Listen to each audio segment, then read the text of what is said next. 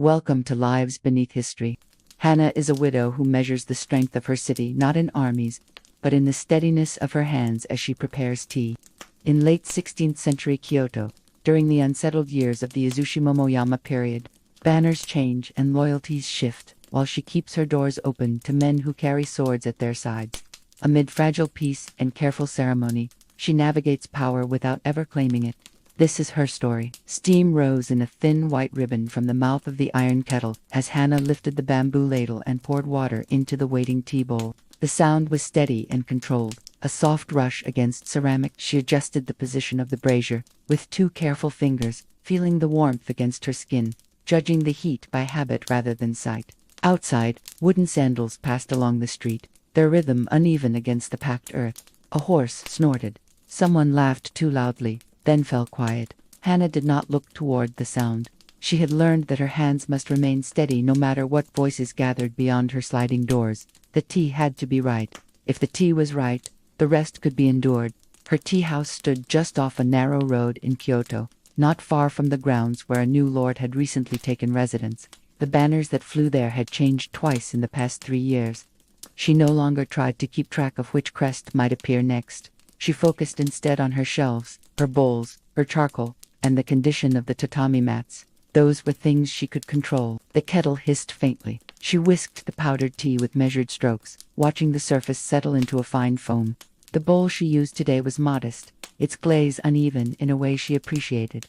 It had been fired in Seto decades earlier. Her husband had chosen it, saying that a flawed surface invited the hand to linger. He had spoken often of such matters before illness took him. She remembered the weight of his cough in the final months, the way it echoed in this same room while she knelt beside him. The tea house had been his ambition. It was her responsibility. When she slid the bowl forward across the tatami, the guest inclined his head slightly. He wore the paired swords of a samurai, though his outer robe was plain. His hair was tied carefully. He had removed his sandals at the threshold without hesitation, which Hana took as a sign of discipline. She did not ask his name. In recent years, names had become less stable than swords. He lifted the bowl, turned it as custom required, and drank. His face did not change. Hana watched his hands instead. They did not tremble. That, too, she noted. When he set the bowl down, he spoke in a voice that was neither loud nor soft. "You maintain this place well." She bowed. "It is as it was." He glanced around at the alcove where a simple scroll hung. The calligraphy spoke of impermanence. She had chosen it deliberately, though she did not dwell on its meaning in front of guests. The samurai studied the scroll for a moment longer than most. She wondered which banner he currently served. The streets of Kyoto had grown more watchful in recent seasons. Armored men moved in small groups at dawn. Messengers rode hard and did not linger. Traders lowered their voices when speaking of rice shipments and levies. Hana had learned to listen without appearing to do so. A teahouse, if run correctly, gathered words as well as coins. The samurai finished his tea and placed a small silver piece on the tray. It was more than the usual fee. Hana did not reach for it immediately. "The new governor values order," he said. She inclined her head again, careful not to show too much interest. "Order is welcome." He studied her face, perhaps weighing how much she meant it. She kept her gaze lowered. After a moment, he rose and adjusted his swords. "Those who are prudent will find stability," he said. And then he was gone, the door sliding closed with a soft wooden sigh. Hana exhaled only after his footsteps faded. Prudence, she turned the word over in her mind as she wiped the tea bowl clean. Prudence meant aligning with the crest that would endure longest. Prudence meant ensuring that her tea house was known as neutral ground. Prudence also meant paying the correct tax to the correct official at the correct time. That calculation had grown more complicated. When her husband had first opened the doors, the city had already seen decades of conflict. Yet there had been an understanding among certain men that tea houses were not to be disturbed without cause. The ceremony demanded composure. Even warriors, she had learned, desired moments where their swords lay at rest. She relied on that desire. In the afternoon, a regular patron arrived, a merchant dealing in paper and ink. He removed his outer robe with a grunt and sat heavily. "The levy has increased," he muttered before she could ask about his day. She set water to heat again. "For all. For those who remain," he wiped his brow. 2 districts have lost half their households. Families moved toward Osaka. some toward the castle towns rising in the east. Hana stirred the charcoal carefully. She had heard similar reports. Castle towns drew labor and coin. Kyoto, though still revered, no longer held unquestioned power. "Will you move?" she asked. The merchant shook his head. "My suppliers are here. My father is buried here." He gave a short laugh. "And who knows which lord will claim Osaka next?" Hana did not smile. She had considered the same question in quieter hours. Her husband's grave lay within walking distance. His spirit tablet rested in a small cabinet behind the main room. To leave would mean entrusting those things to others. Yet remaining required delicate balance. The tea whisk moved through the bowl with soft, precise strokes. She handed it to the merchant and watched as he drank more quickly than custom advised. His impatience betrayed anxiety. "You hear much," he said after a moment. "Do you hear which crest will fly next?" Hana set her hands in her lap. "I hear only that tea must be prepared fresh each morning." The merchant snorted but did not press further. He paid and left, shoulders tight. When the room was empty again, Hana stepped into the small storage space at the back. She checked her rice jar, her tea caddies, her charcoal supply. She kept written records in a careful hand, noting each expense and payment. Her husband had taught her to count coin with precision. He had also taught her to observe men when they believed themselves unwatched. In his youth, he had served briefly as a retainer before choosing a quieter path. He understood the habits of warriors.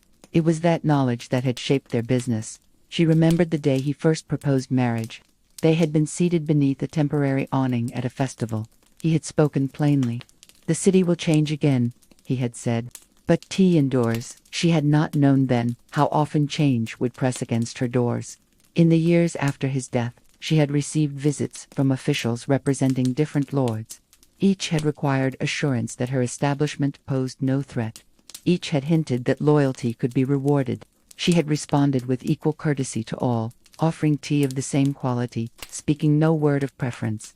Once, a younger samurai had demanded that she display his lord's crest in the alcove. She had bowed and said that the alcove was reserved for scrolls and flowers, not for politics. He had frowned, hand resting near his sword, but an older companion had intervened. "Let it be," the older man had said. "A place without banners has its use." Hana had felt her pulse in her throat that day, but she had not allowed her voice to shake. That moment had taught her the value of restraint. As autumn approached, more armored men began to appear in the district. Their presence brought coin, but also risks. Drunken laughter carried farther at night. Once, a quarrel erupted between two retainers in the street. Hana heard the clash of steel and the sudden silence that followed. She did not open her door. In the morning, the street was washed clean, though the earth remained darker in one place. She replaced the tatami in her front room that week, unwilling to let any trace of violence linger in her space. She told herself that the cost was necessary. On a cool morning, an envoy arrived bearing a written notice, sealed with a crest she recognized as belonging to a rising warlord consolidating territories across central Japan. The notice announced new regulations for establishments within the city. Taxes would be standardized. Gatherings of more than a certain number would require registration. Hana read the document twice. The language was formal but clear. Order was coming, it claimed. Stability would follow. She set the paper aside and considered her options. Registration would require listing the names of frequent patrons that could entangle her in matters beyond tea. Refusal might draw suspicion. She thought of her husband's voice, steady even when fever had taken him. "We survive by understanding what is essential." What was essential? The ceremony, the room, the quiet exchange. Names were not essential. She prepared a small tray with tea and sweets and walked to the local magistrate's office. The official who received her was young, his robes stiff with newness. She bowed deeply. "I seek clarification," she said. She spoke carefully, asking whether a tea house serving small groups for private ceremony fell under the same category as larger inns. The official consulted a ledger. After some discussion, he conceded that gatherings strictly for tea, limited in number and conducted in accordance with established practice, might be exempt from certain reporting requirements. Hana listened without interrupting. When he finished, she bowed again and left a modest gift of fine paper, purchased from her merchant patron. She did not consider it a bribe. It was an acknowledgement of mutual benefit. Back at her tea house, she adjusted her appointment schedule. No more than 4 guests at a time. Invitations extended quietly. Word spread that her rooms offered discretion. Samurai from different factions found themselves kneeling on opposite sides of the same tatami, swords resting behind them, hands wrapped around identical bowls. Hana did not comment on their affiliations. She ensured that each bowl was placed with equal care. In those moments, she sensed the fragile thread holding the city together. If that thread snapped, her doors would not protect her. One evening, as winter neared, a familiar face appeared at the threshold. It was the daughter of a minor retainer who had once visited with her mother. The girl, now grown, bowed awkwardly. "My father has been called away," she said. "My mother requests tea tomorrow, if you will receive her." Hana agreed. The next day, the mother arrived dressed in subdued colors. Her hands bore faint marks of labor not suited to her former rank. "We may need to leave the city," the woman said after drinking. "My husband's allegiance places us at risk if power shifts again." Hana folded her hands. "Then it is wise to prepare." The woman's eyes lingered on the alcove scroll.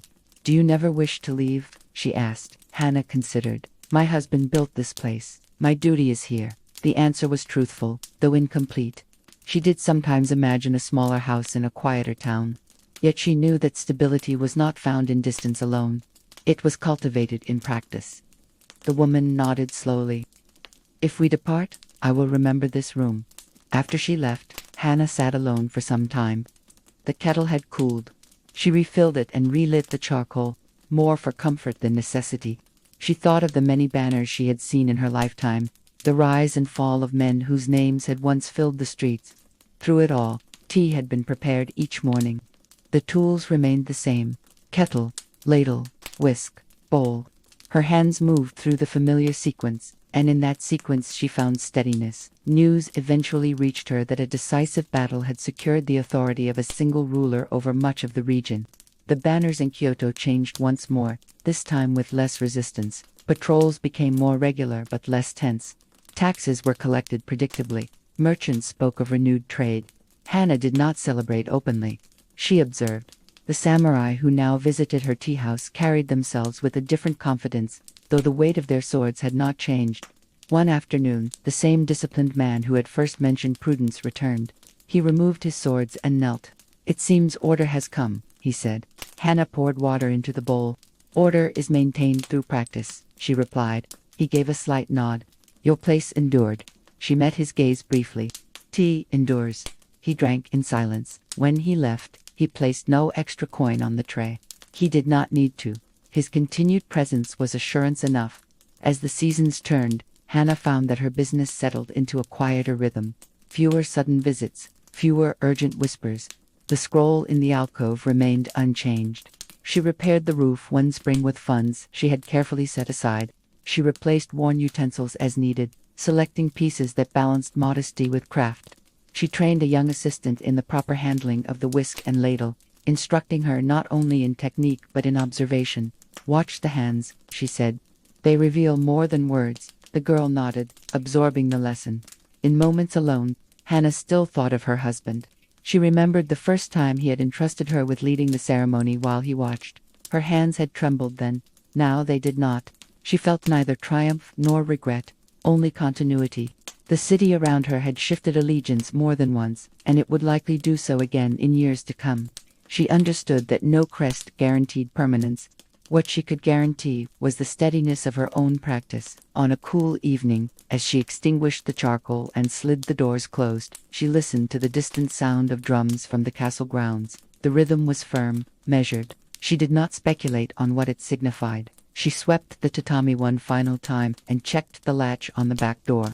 Her life was contained within these wooden walls, within the careful preparation of water and leaf. She did not command armies or advise lords. She ensured that, in a city marked by shifting loyalties, there remained a room where swords were set aside and silence was honored. That was enough. In the measured arc of the ladle and the quiet exchange of bowls, she had preserved something constant amid consolidation and ambition. Others would be remembered for victories and banners.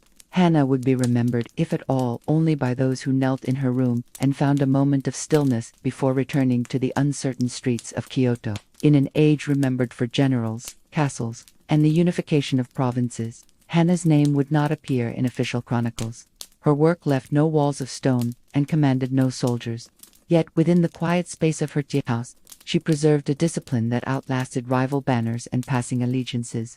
Where lords measured authority in territory and tribute, she measured it in balance, restraint, and the careful placing of a single bowl. The city shifted around her, but the ceremony endured, carried forward by hands that did not tremble. In that endurance, her life shaped the texture of an era as surely as any decree. Thank you for listening to Lives Beneath History.